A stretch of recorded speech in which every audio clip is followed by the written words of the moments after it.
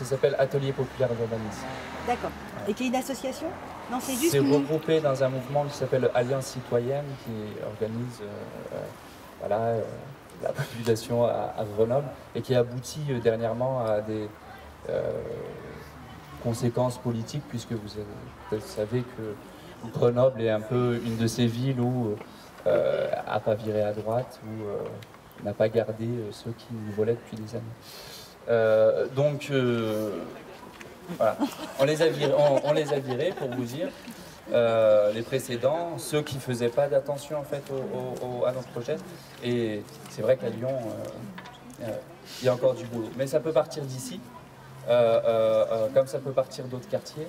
Et voilà, je voulais juste vous témoigner un petit peu le regard que j'avais. Je cherche à, que ce soit à la frange du projet, ou peut-être au cœur, mais je pense à partir du moment où on rassemble des habitants, on reste au cœur du projet.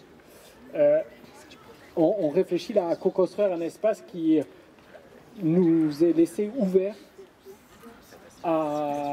et il est indéterminé et il y aura des possibilités de financement et de co-construction. Donc je trouve quand même qu'il y a entre guillemets, une lueur d'espoir sur la possibilité à ce que sur le terrain, il y ait des choses qui évoluent. C'est vrai que c'est très difficile de bagarrer avec Nexity, Bouygues et au niveau de la signature des contrats, quoi.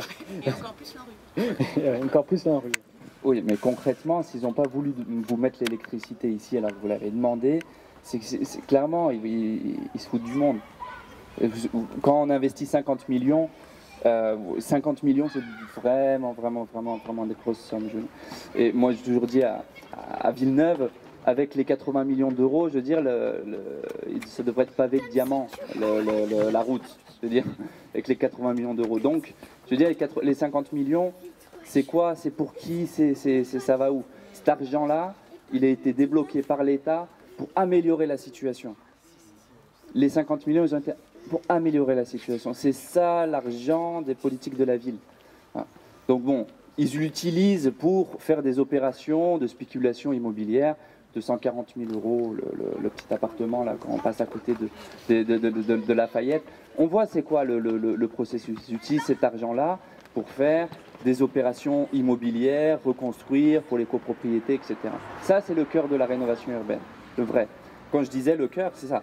Après, le cœur, votre cœur à vous, bien sûr qu'il faut le maintenir et je veux dire, autant que ça parte d'ici, bravo quoi, d'avoir déjà avoir les péchés, avoir ce lieu-là, avoir tout ce que vous avez fait, bravo, il faut continuer.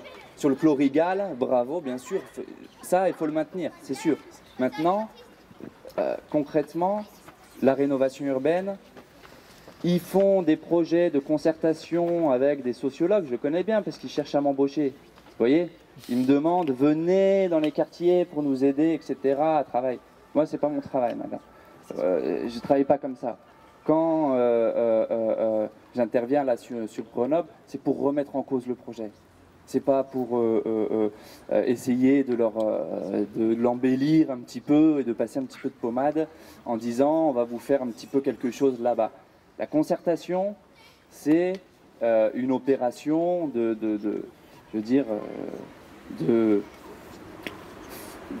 fabrication de l'opinion. On essaye, disons, de fabriquer l'opinion en disant, voilà, on va faire comme ça, on fait des ateliers, etc. Alors, pour les professionnels, toute la difficulté, c'est de dire, bon, il faut se positionner dans ces endroits-là, il faut obtenir tout ce qu'on peut obtenir dans ces endroits-là. Hein. Maintenant, il y a aussi possibilité de faire autrement et de s'organiser pour intervenir sur le cœur du projet.